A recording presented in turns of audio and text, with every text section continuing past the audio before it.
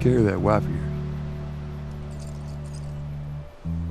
There's a place for you here, you know? You good? I'm good. Adios, little brother. It's hard to think of a game that can boast a cast of characters as strongly and deftly developed as The Last of Us. Even the supporting characters leave a mark, and of these, one of the ones that sticks out in memory more than most is Tommy, Joel's brother. Though his total screen time in The Last of Us wasn't terribly high, he was still a major player in the story. Soon, he will be returning to have more of a role to play in The Last of Us Part 2. And here, in the lead up to that game's highly anticipated launch, we'll be taking a look back and recounting the whole story of Tommy up to this point. Without further ado, let's begin. Alongside Joel and his daughter Sarah, Tommy is one of the first characters we see in the game. Not much is explained about the childhood of Joel and Tommy, only that it wasn't an easy one. And Joel spent much of it raising his little brother. The two remained very close, while Tommy and Sarah grew close as well. At the beginning of The Last of Us, right in the early hours of Outbreak Day, it's Tommy who comes to Joel's rescue again and again.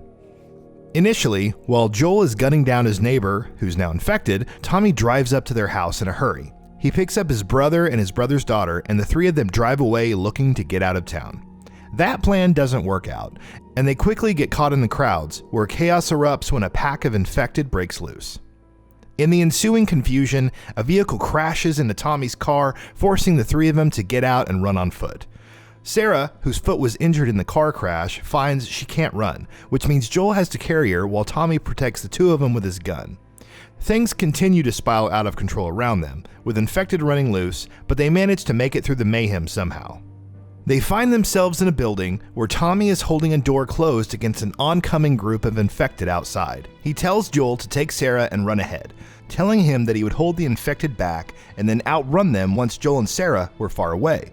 He does this, dealing with the infected and running from the building, but by the time he catches up with his brother, something terrible has already happened. Joel and Sarah were stopped by a soldier who, upon receiving orders from his superiors, raised a gun at the pair of them and pulled the trigger.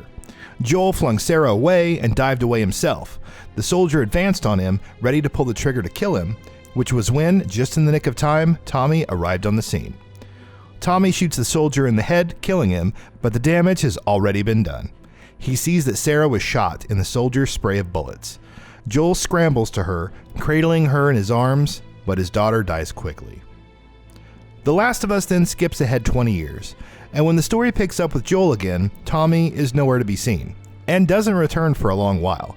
But pieces scattered throughout the game tell us what has happened to Tommy, and what has happened between these two brothers in those intervening years. And the story isn't a happy one. Joel took Sarah's death hard, understandably enough.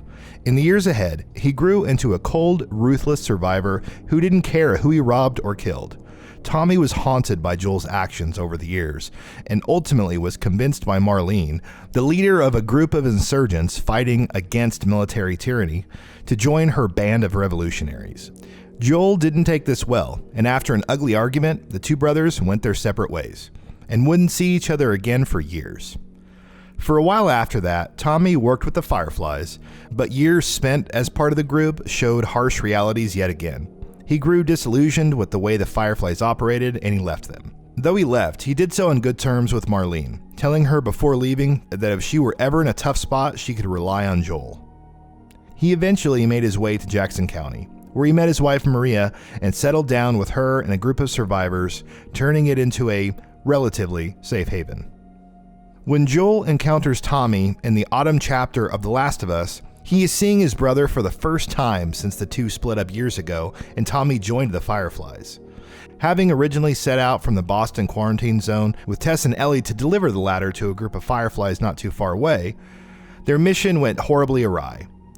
They didn't find the Fireflies, Tess died, and before dying, she told Joel to take Ellie to Tommy, because he would be able to help Joel take her to the Fireflies. And so, after a grueling journey from Boston, Joel and Ellie finally make it to Jackson County in autumn of that year. Tommy welcomes Joel in, greeting his brother happily, and introduces him to his wife. Later, Joel tells Tommy about Ellie, about her immunity to the cordyceps infection, and asks him to deliver her to the Fireflies. Tommy, balking at his brother's demand and wondering if he's changed at all in the past years, tells Joel that he's not going to go. He's no longer part of the Fireflies, and he has too much to live for and care about right here in Jackson County. Joel's reaction to this is predictably frustrated. The two brothers get into an argument, and things are about to get heated when they're interrupted. A group of bandits attack Tommy and Maria's settlement. Joel helps Tommy and his people fend off the attackers, and once the attack dies down, he finds Ellie to ensure that she's okay. Tommy reconsiders his decision, telling Joel that he will take Ellie to the Fireflies. Maria isn't too happy about his decision, knowing full well that the journey could kill her husband. As it turns out, Ellie wasn't thrilled about it either. Realizing that Joel intends to get Tommy to take her off her hands and go his separate way, Ellie steals a horse and runs away. Joel and Tommy chase after her and finally track her to an abandoned ranch. While Joel and Ellie talk through their situation, Tommy fights off an attacking group of bandits before finishing them off with Joel and Ellie's help. And back they all land on square one. Joel tells Tommy that he will take Ellie to the Fireflies, having changed his mind. Tommy tells Joel where he will find them, at the University of Eastern Colorado, and before they depart, he tells them that they are both welcome to come back and live as part of their community in Jackson County.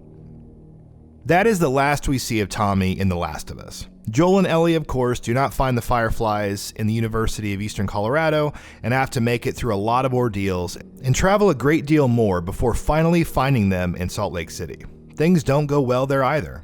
After Joel realizes that the procedure that will help the Fireflies use Ellie's immunity to create a vaccine for the cordyceps infection will kill her, he rampages through the facility, killing the Fireflies, killing Marlene, taking Ellie, and leaving.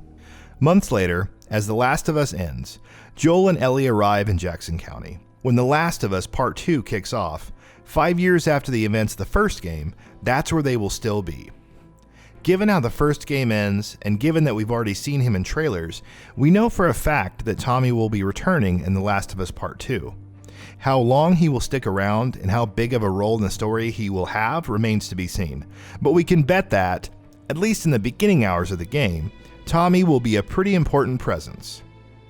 We're just hoping he makes it out alive.